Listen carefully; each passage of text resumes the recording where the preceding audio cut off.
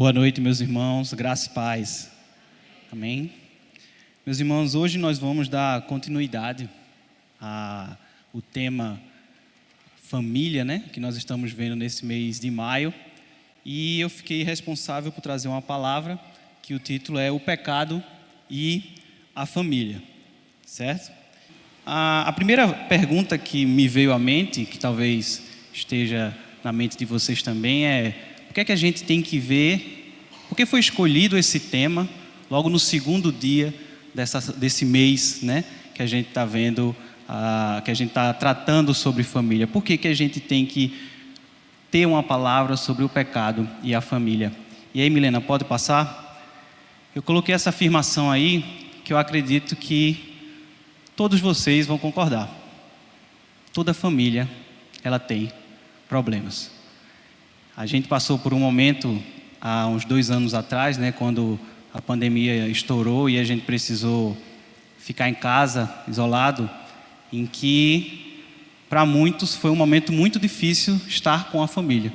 Muitas famílias passaram por dificuldade, muitas famílias foram rompidas, separadas, e evidenciou o que muitas pessoas tinham dificuldades em estar no ambiente familiar. E que isso não era visto por conta dos afazeres que aconteciam fora de casa, mas quando foi obrigado a estar em casa, viu-se a dificuldade de se manter naquele ambiente. Então, isso foi uma coisa que aconteceu e é um exemplo disso que eu falei. Mas mesmo sem esse exemplo da pandemia, eu acho que essa seria uma afirmação que todos aqui poderiam se identificar. Toda família tem problema. Só que aí vem uma pergunta, né?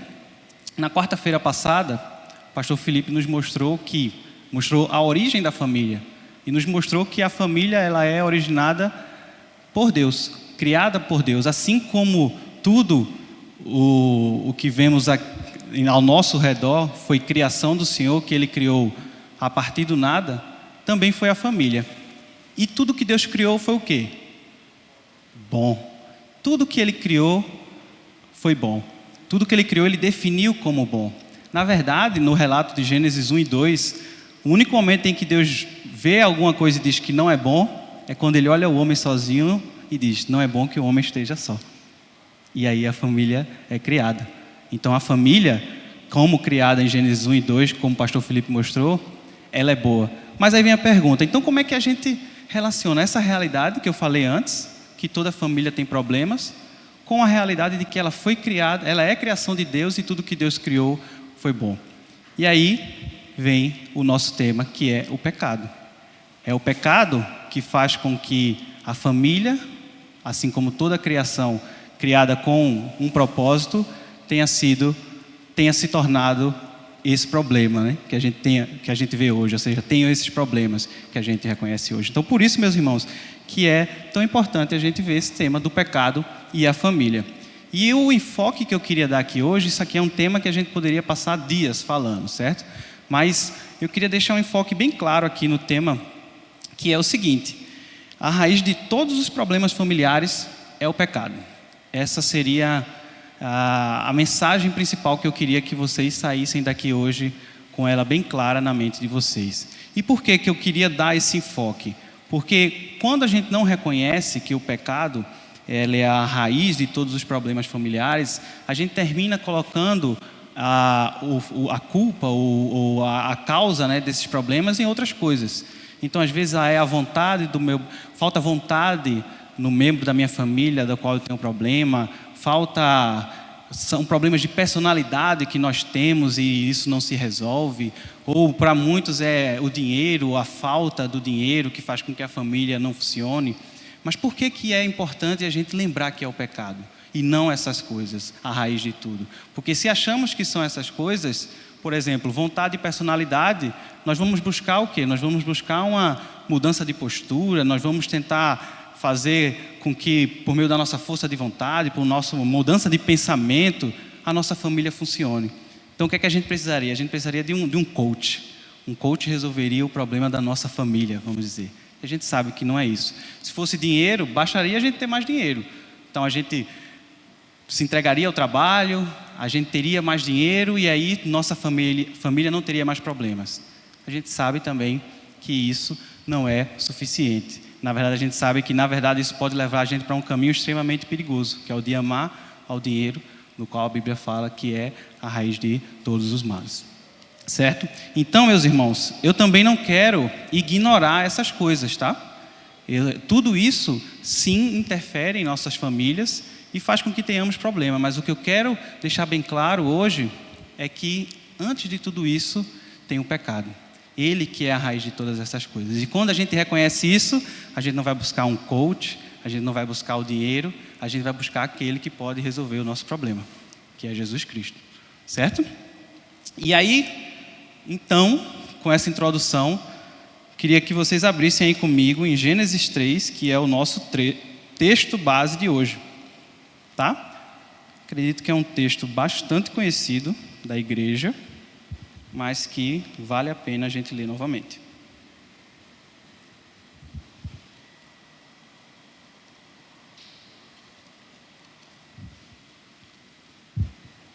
Então, Gênesis 3 diz assim: Mas a serpente, mais sagaz que todos os animais selváticos que o Senhor Deus tinha feito, disse à mulher: É assim que Deus disse: Não comereis de toda a árvore do jardim?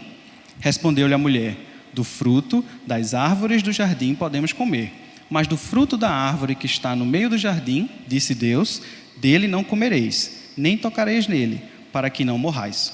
Então a serpente disse à mulher: É certo que não morrereis, porque Deus sabe que no dia que dele comerdes, se vos abrirão os olhos, e, como Deus, sereis conhecedores do bem e do mal. Vendo a mulher que a árvore era boa para se comer, agradável aos olhos e árvore desejável para dar entendimento, tomou-lhe do fruto e comeu, e deu também ao marido, e ele comeu. Abriram-se então os olhos de ambos, e percebendo que estavam nus, coseram folhas de figueira e fizeram cintas para si.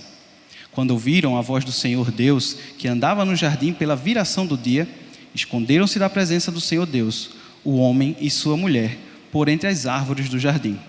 E chamou o Senhor Deus ao homem e lhe perguntou: Onde estás? Ele respondeu: Ouvi a tua voz no jardim, e porque estava nu, tive medo e me escondi. Perguntou-lhe Deus: Quem te fez saber que estavas nu? Comeste da árvore de que te ordenei que não comesses? Então disse o homem: A mulher que me deste por esposa, ela me deu da árvore e eu comi. Disse o Senhor Deus à mulher: Que é isso que fizeste? Respondeu a mulher: A serpente me enganou e eu comi.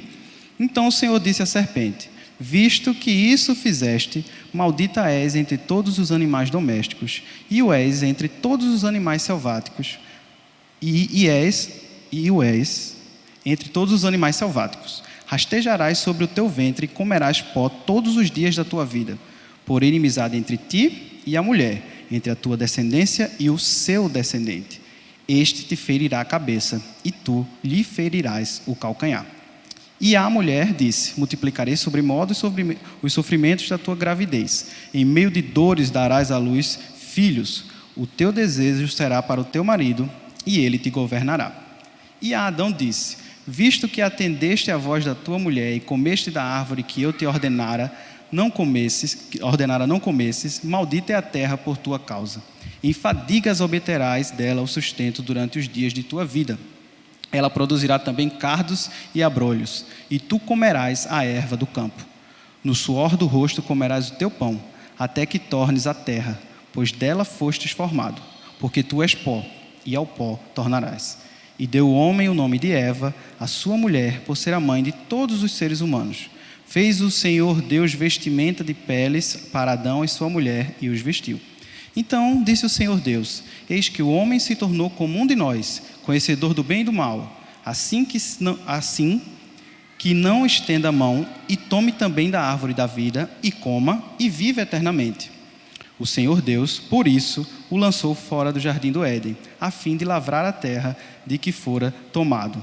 E, expulso o homem, colocou querubins ao oriente do jardim do Éden e o refulgir de uma espada que se revolvia, para guardar o caminho da árvore da vida.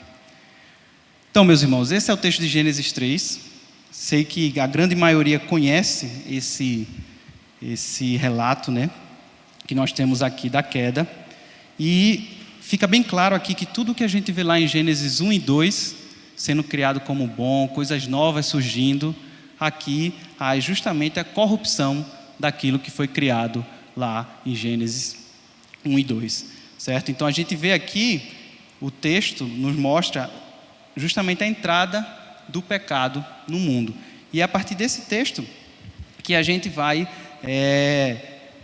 estudar, né, um pouquinho sobre isso, do pecado e a sua aplicação na família. Como esse aqui é um culto de doutrina, então eu resolvi voltar um pouquinho a essa doutrina que também é tão conhecida por nós, a doutrina do pecado, principalmente no meio evangélico, reformado. Graças a Deus nós continuamos a falar sobre o pecado, a falar sobre o problema que é o pecado. Na verdade é a raiz de todos os nossos problemas. Mas eu fiz questão de trazer aqui um resumo dessa doutrina, né? E aí eu estou usando a nossa confissão de fé de Westminster, que faz isso de uma forma que nos ajuda bastante. Então lá tem um capítulo, que é o capítulo 6, que o título do capítulo é da queda do homem, do pecado e do seu castigo. Que eu queria passar rapidamente por alguns parágrafos, só para que a gente relembre pontos fundamentais dessa doutrina tão importante. É interessante que a doutrina do pecado, ela é uma doutrina que, para muitos, principalmente no começo da caminhada, ela é difícil de entender. Mas a partir do momento que você a entende, toda a condição do homem e da sociedade, ela faz sentido. Então, por isso que é importante a gente rever isso, tá? Então, no parágrafo 2 da confissão, ele diz o seguinte: por este pecado, eles, Adão e Eva, decaíram da sua retidão original e da comunhão com Deus, e assim se tornaram mortos em pecados e inteiramente corrompidos em todas as suas faculdades e partes do corpo e da alma. Então eu destaquei aí da comunhão com Deus, para que a gente se lembre que o pecado, apesar de ter todas as consequências em várias áreas, ele, na sua raiz, ele é um problema do homem com Deus, certo? Um outro parágrafo, que é o parágrafo 4, fala o seguinte: desta corrupção original, pela qual ficamos totalmente indispostos, adversos a todo bem, inteiramente inclinados a todo mal, é que procedem todas as transgressões atuais. Então veja que na confissão tem justamente essa ideia do que eu quis também trazer para hoje, para que a gente possa olhar para a nossa família e os seus problemas, olhando para a raiz de tudo isso, de onde procedem todas as transgressões atuais. E aí eu fiz questão de, no próximo slide, trazer um assunto que o pastor Felipe trouxe aqui para a gente na quarta-feira passada, que foi o dos mandatos definidos por Deus em Gênesis 1 e 2. Ele trouxe o mandato espiritual, do homem com Deus, do social, do homem com o homem, e o cultural, que é o homem com toda a criação. E aí a gente vê, da forma que eu coloquei aí, né? A gente tem esse espiritual como o cerne desses outros. Então, primeiro tem o relacionamento do homem com Deus, depois ele vai tendo os outros relacionamentos, os outros mandatos. E o que é que o pecado faz, meus irmãos? O pecado, acima de tudo, ele é uma corrupção desse mandato espiritual. Porque o homem perdeu a sua comunhão com Deus. E a partir daí ele perde toda a sua capacidade também de exercer os outros mandatos da forma que Deus o ordenou, da forma que agrada a Deus. E aí, se vocês olharem para o mandato espiritual ali, o social, e vocês imaginarem qual é o primeiro ponto ali do mandato social depois da fronteira espiritual. Ou seja, qual é o primeiro contexto em que o ser humano ele começa a interagir com outros seres humanos sem estar interagindo com Deus internamente? É a família. Então, a família é a primeira fronteira ali do mandato social que o pecado, ele também corrompeu por conta da corrupção do mandato espiritual. Então, tudo tem tudo a ver, né? Então, no mandato espiritual, o pecado ele tornou o ser humano inimigo de Deus. E a consequência para o social é que os seres humanos eles não conseguem se relacionar como Deus determinou. Sendo a família esse primeiro ponto aí na fronteira, ela sofre esse impacto do pecado, tá? Mais um parágrafo aí da confissão. Parágrafo 3 agora. Sendo eles o tronco de toda a humanidade, Adão e Eva, o delito dos seus pecados foi imputado a seus filhos, e a mesma morte em pecado bem como sua natureza corrompida, foram transmitidas a todas a sua posteridade, que deles procede por geração ordinária. Então eu trouxe esse parágrafo aí para que a gente se lembre que isso aqui não é uma história muito antiga e que não tem nada a ver conosco hoje, certo? Porque Adão e Eva, eles são, como diz aí, é o tronco de toda a humanidade. E a partir deles, que o pecado entrou, também chega até nós. É como se fosse essa herança genética que todo ser humano ele tem. Então, é um assunto para nós ainda hoje. E o último parágrafo aí, que é o parágrafo 5, diz que esta corrupção da natureza persiste durante esta vida naqueles que são regenerados. E embora que seja ela perdoada e mortificada por Cristo, todavia, tanto ela como seus impulsos são reais e propriamente pecado. Então, meus irmãos, é um assunto para todo ser humano, pois são herdeiros de Adão e Eva, e também é um assunto para a igreja, mesmo para o povo regenerado, porque apesar de não sermos mais escravos do pecado, não somos totalmente livres do pecado. Então, o pecado é algo que, como diz aqui a confissão, ainda persiste naqueles que são regenerados. Então, é um assunto que vale a nossa atenção, o nosso cuidado, e por isso que a gente também está vendo ele aqui, certo? Então, espero que tenha tido uma revisãozinha aí da doutrina do pecado, da importância de a gente entender ela, não só no contexto da família, estamos vendo o contexto da família por causa do mês da família, mas que seja sempre uma doutrina que a gente esteja atento para interpretar a realidade que a gente vive. Faz parte da nossa cosmovisão, né? Uma aula que a gente teve aqui recentemente, olhar para toda a realidade e reconhecer que o pecado faz parte dela, certo? Indo agora já para uma aplicação mais direta, algumas aplicações na verdade.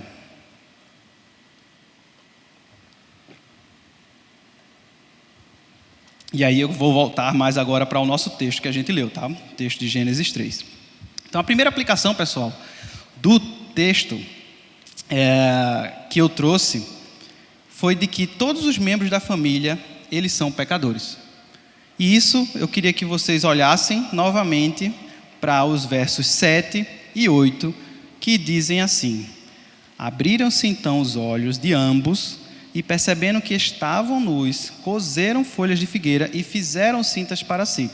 Quando ouviram a voz do Senhor Deus, que andava no jardim pela viração do dia, esconderam-se da presença do Senhor, o homem e sua mulher, por entre as árvores do jardim.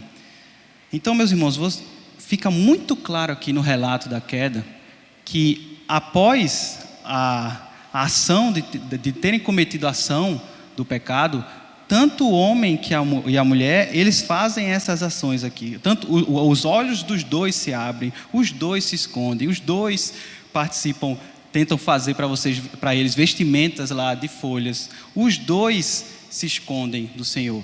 Então, fica claro que o impacto daquele erro foi igual nos dois. Tanto o homem como a mulher, eles sentiram aquela vergonha diante do Senhor, o medo do Senhor, o temor do Senhor. Não houve uma distinção entre o homem e a mulher nesse sentido, certo? E isso também Paulo deixa muito claro lá em Romanos 3:23, quando ele diz que todos pecaram e carecem da glória de Deus. Então, seja mãe, seja pai, seja irmão, irmã, filho, filha, enfim, independente do seu papel na família ou do papel de alguém da sua família, qual você esteja pensando, não existe uma diferença de queda por membro de família. Então, a sua posição familiar não vai o tornar menos ou mais caído. Todos pecaram e carecem da glória de Deus. Todos os membros da família necessitam da redenção do Senhor Jesus.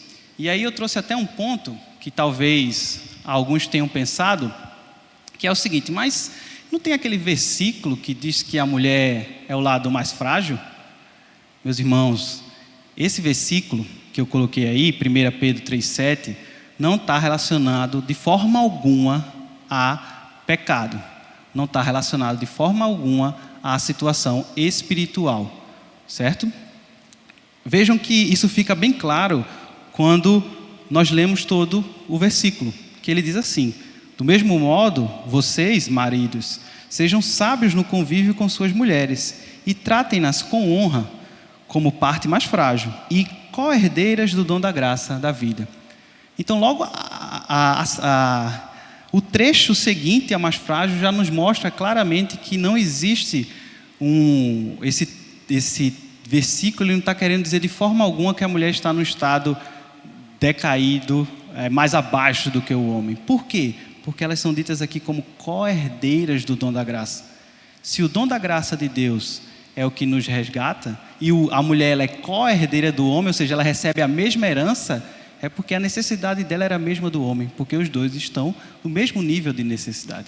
Os dois estão no mesmo nível de pecado. Então, por favor, não confundam o que Pedro fala aí com pecado, com situação de pecado, com situação espiritual. Tá? A maioria dos comentaristas, você pegar boas bíblias de estudo, vão falar que esse mais frágil está relacionado com força física, certo? E se você for dar uma olhada mais a fundo no trecho, você vai ver que o que Pedro está fazendo é justamente dizer, por ela ser mais frágil, cuide dela, honre ela, certo? Então, não vou me deter muito na exegese, né, desse texto, mas só para que vocês não fiquem pensando ou confundindo isso com situação de pecado, tá bom? A segunda aplicação é o seguinte, na verdade, eu tenho mais algumas aplicações que agora eu vou focar em alguns membros da família, porque apesar de o pecado não ser diferente para os membros da família, ele causa enganos diferentes no membro da família, certo? Então a situação espiritual de todos os membros é a mesma, mas termina que o engano do pecado, ele termina sendo um pouco diferente, a tentação termina sendo um pouco diferente, dependendo do membro da família, e a gente vê isso aqui no texto, tá? E aí, começando pelo homem, eu coloquei, né, e aí que o homem pode ser o pai da família, enfim, o pecado ele leva o homem a ser omisso, tá? E isso fica aqui bem claro no texto, tá? No texto, meus irmãos, o que é que a gente vê? Como eu disse a vocês, o texto de Gênesis 3, ele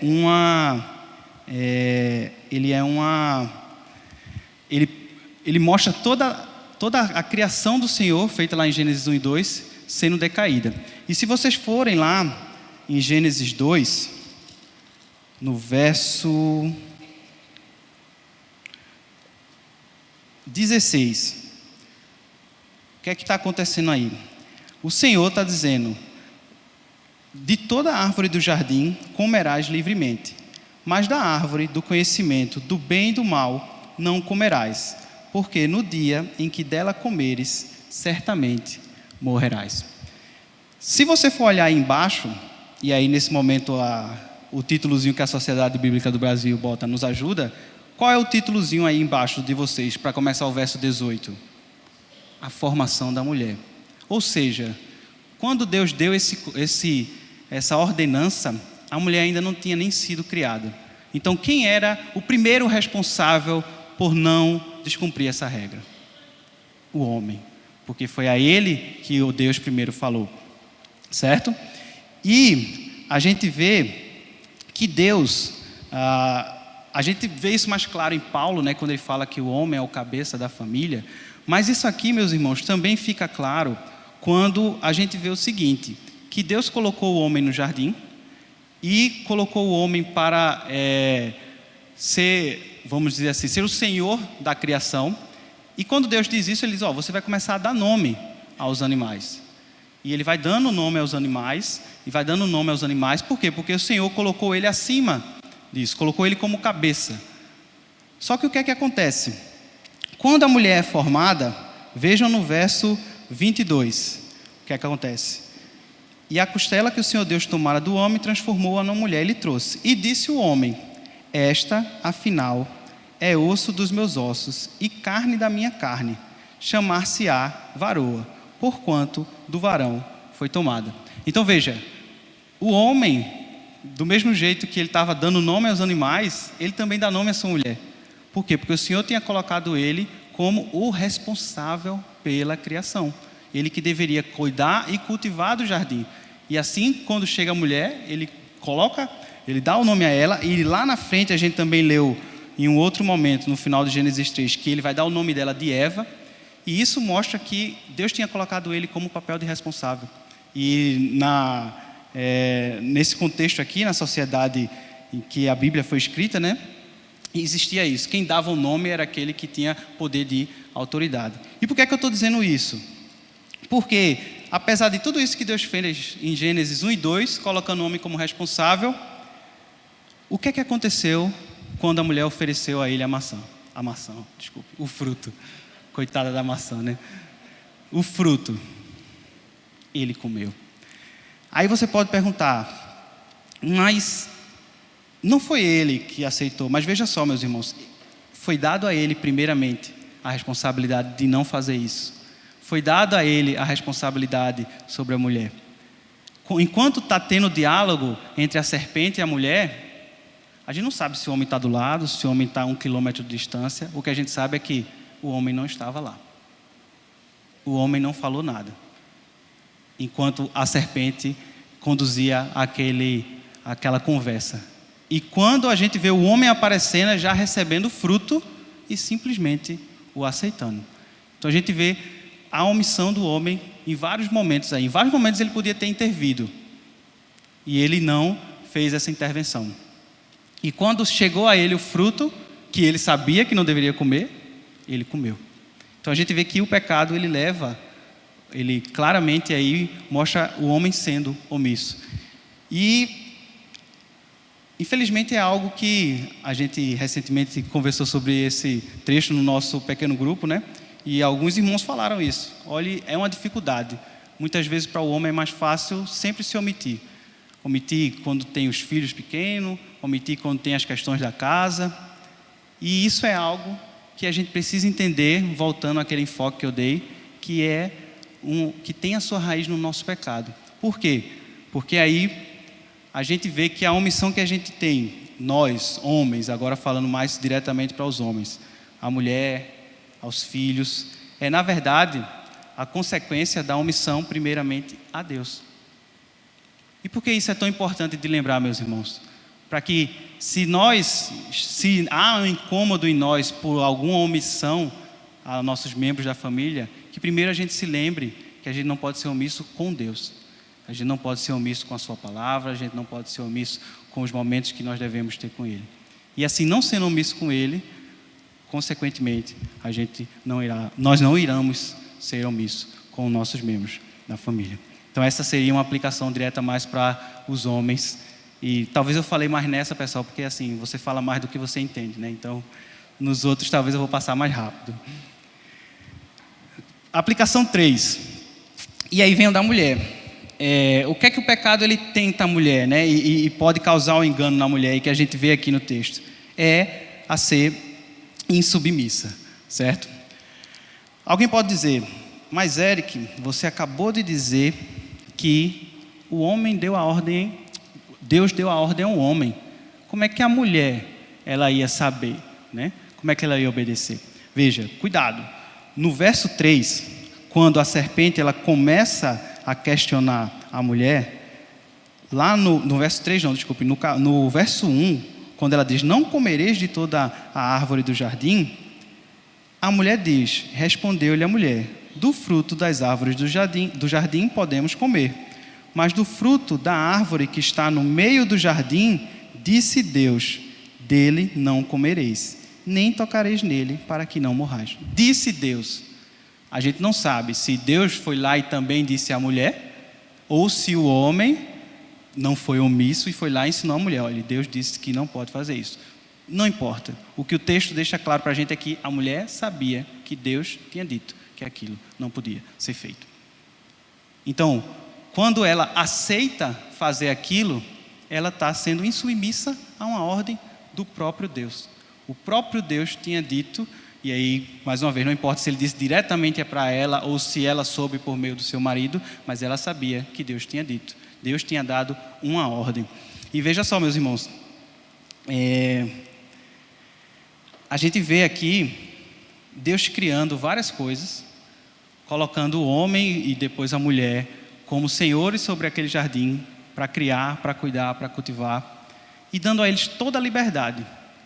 E uma só restrição. Era um mundo inteiro de liberdade, com uma restrição. Mas mesmo assim, o engano do pecado fez com que tanto o homem como a mulher fossem submissos a essa única restrição. Algumas pessoas muitas vezes olham para esse texto como não entendem por que é que Deus criou essa restrição. Por que é que um Deus tão amoroso, tão bondoso, ia criar uma restrição para os seus filhos? Mas na verdade é uma restrição no mundo inteiro de liberdade. E esse é o engano do pecado. É fazer a gente olhar para Deus como se Ele fosse alguém rígido, como se fosse alguém que nos tolhe de ter uma boa vida, quando na verdade o que Deus nos dá e nos permite é muito maior do que o que Ele nos diz para não fazer, certo? E é daí que vem a insubmissão, que a gente vê mais claro aqui no papel da mulher, tá? Mas que a gente vê isso em todo aquele que é pecador, seja homem ou seja mulher, tá? Um ponto interessante da gente reconhecer tanto a omissão do homem, como também a insubmissão da mulher, é quando Deus começa a os questionar. É interessante que quando Deus pergunta ao homem: quem te fez saber que estavas nu? Lá no verso 11, meus irmãos. Comeste da árvore que te ordenei que não comesses? Então disse o homem: a mulher que me deste por esposa, ela me deu da árvore e eu comi. Então, voltando ao que eu tinha falado da omissão. Cadê o homem na hora lá? Ninguém sabe. Cadê o homem para dizer não? Não disse. E quando Deus perguntou a ele, o responsável, eu não sei se vocês já pararam para pensar isso, mas responsável, o significado dessa palavra é aquele que responde. Se você é responsável por alguma coisa, se acontecer por um negócio, por exemplo, se acontecer alguma coisa ali naquele estabelecimento, não importa se você estava, se você não estava. Se chegar alguma autoridade, quem vai responder é você. E aqui a gente vê claro isso com o homem, porque quando Deus chega, Ele não chama a mulher, Ele chama o homem. E aí o que é que o homem diz? Não fui eu não, foi ela. Então veja mais um exemplo da omissão. E no da mulher, quando Deus pergunta à mulher: que é isso que fizeste? A mulher continua nesse papel de botar a culpa no outro. Não, foi a serpente que tu me deste. Então veja, ela não assume a sua transgressão, como assim o homem também não assume, e fica passando o problema para outro, certo? E assim como eu falei para os irmãos, eu falo também para as irmãs, né? A insubmissão, assim como a gente viu na omissão, a insubmissão ao marido, às lideranças, enfim, ela é consequência da insubmissão a Deus, porque a raiz dos nossos problemas familiares é o pecado. Então, primeiramente, a gente precisa buscar ser obediente ao Senhor. E assim, sendo obediente ao Senhor, a gente vai poder ser também obediente a quem quer que o Senhor tenha colocado como autoridade em nossa vida. E eu queria trazer só um ponto aqui, a mais em relação a isso, que é o perigo do empoderamento. Eu trouxe esse tema e com certeza vocês devem ter pensado logo no empoderamento feminino, certo? Mas a minha aplicação desse termo é tanto para homem quanto para mulher. Para cada um que se reconhece como pecador, isso aqui vai valer, tá certo? Veja, como eu tinha falado para vocês, era um mundo de liberdade com uma só regra. E o que a gente vê hoje, quando se usa muitas vezes esse termo empoderamento, é uma tradução de que se empoderar é rejeitar todo e qualquer limite, toda e qualquer regra. O que é se empoderar em muitos contextos? É você ser totalmente livre, é não ter nada que lhe limite. E isso, meus irmãos, é um caminho extremamente perigoso, porque nos leva justamente, nos coloca como seres humanos, homem e mulher, em uma posição muito similar a Gênesis 3, que foi o engano da serpente. Como eu disse a vocês, um mundo de liberdade e uma só regra, mas a serpente disse. Vamos lá ver o que é que a serpente disse. No verso 4. Então a serpente disse à mulher: e certo que não morrereis, porque Deus sabe que no dia em que dele comerdes, se vos abrirão os olhos, e como Deus sereis conhecedores do bem e do mal. A serpente prometeu que eles iam ser como Deus, que não iam ter limites, que eles iam ter muito mais do que eles achavam que eles tinham. E esse é o perigo que em muitos discursos a gente vê hoje, que é a total falta de limite como um caminho para ser verdadeiramente feliz. Você não ter nenhuma restrição. Mas o problema, meus irmãos, é que isso não existe. Não existe uma vida sem regras.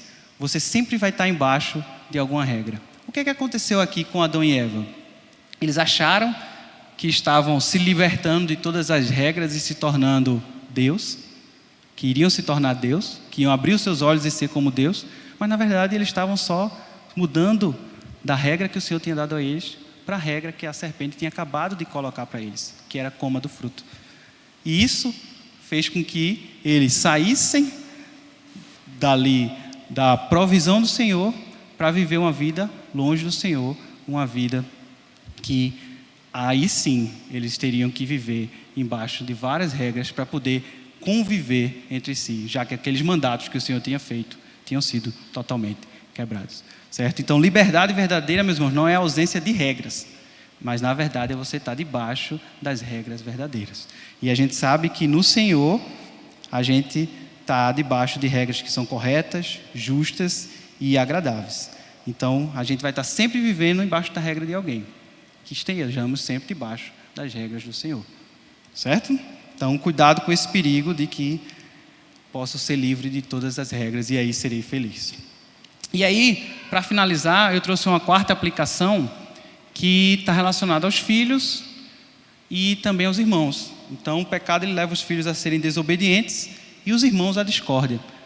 O de filhos ser desobedientes, a gente vê aqui com Adão e Eva também. Por quê? Porque eles eram filhos do Senhor. Deus os criou, Deus tinha os dado uma regra e eles claramente a desobedeceram, tá? E o dos irmãos, a gente não tem irmãos aqui ainda em Gênesis 3, mas basta você ir para Gênesis 4, que aí você vê os primeiros irmãos da Bíblia e você vê o que acontece com eles. Caim e Abel, certo? E a gente sabe que Caim, ele parte contra Abel e o mata, certo? E aí a gente vai ver, meus irmãos, durante toda a narrativa bíblica, de Gênesis 3 em diante, as famílias que vão surgindo e o quão problemáticas são essas famílias. A gente vê, por exemplo, bem mais na frente, lá no final, do meio para o final de Gênesis, José com seus irmãos, que os irmãos o vendem para o Egito, certo?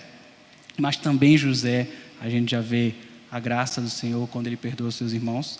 A gente vê Moisés, pastor Célio pregou recentemente aqui, naquele texto de Números, em que Arão e Miriam, o irmão e a irmã de Moisés, que se levantam contra ele, querendo se rebelar contra ele. Então, isso tudo vem do pecado que tirou a nossa comunhão com o Senhor e dificulta e impede, na verdade, que nós tenhamos a plena comunhão com os nossos irmãos, com aqueles que são nossos familiares e assim por diante. Então, meus irmãos, para finalizar, espero que tenha ficado claro que, por ser o pecado a raiz de todos os problemas familiares, o que a nossa família mais precisa é de redenção. O que a nossa família mais precisa é de redenção. E, graças a Deus, ainda aqui em Gênesis 3, mesmo diante de todo esse relato tão triste da queda do homem, o Senhor já nos deixa a esperança da redenção. Lá em Gênesis 3,15, o Senhor diz que vai pôr inimizade entre a serpente e a mulher, entre a descendência da serpente e o seu descendente. E aí a gente vê o que se chama o proto-evangelho.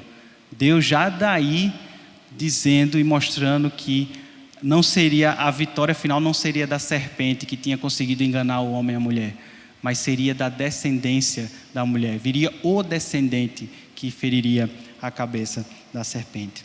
A gente vê também isso de uma forma um pouco menos clara, quando lá em Gênesis 3:21, o Senhor faz vestimentas de pele para Adão e sua mulher. Porque a gente vê o homem e a mulher ali, quando ficando com vergonha, tentando se vestir com folhas, com a roupa que eles fizeram, e o Senhor depois vai lá e dá a eles roupas de pele. Para fazer essa roupa de pele, ele precisou sacrificar um animal. E aí a gente já vê também Deus mostrando o como Deus ia sempre cuidar do homem, o homem tentando resolver o seu problema da sua própria forma, mas Deus fazendo ali um sacrifício e o dando a verdadeira proteção, dando a verdadeira regeneração. E ainda em Gênesis 3 a gente vê isso. Mas eu queria que os irmãos abrissem lá em Romanos 3. Eu citei Romanos 3, 23, mas eu queria que a gente lesse Romanos 3, do 22 ao 24. Romanos 3, do 22 ao 24, onde Paulo deixa bem claro onde é que está a nossa redenção.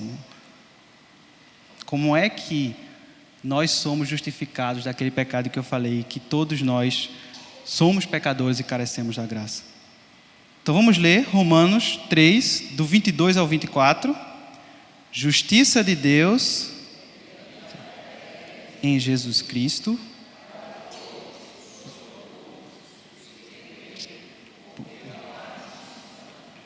pois todos pecaram e carecem da glória de Deus, sendo justificados gratuitamente por sua graça, mediante a redenção que há em Cristo Jesus. E aí eu queria terminar, para concluir, dizendo que a gente, pode passar, Melina, que a gente não esqueça que a raiz dos nossos pecados familiares, dos nossos problemas familiares é o nosso pecado. Portanto, busquemos resolver nossos problemas familiares indo a Cristo, nos arrependendo dos nossos pecados e orando para que Deus perdoe os pecados dos nossos familiares. Amém?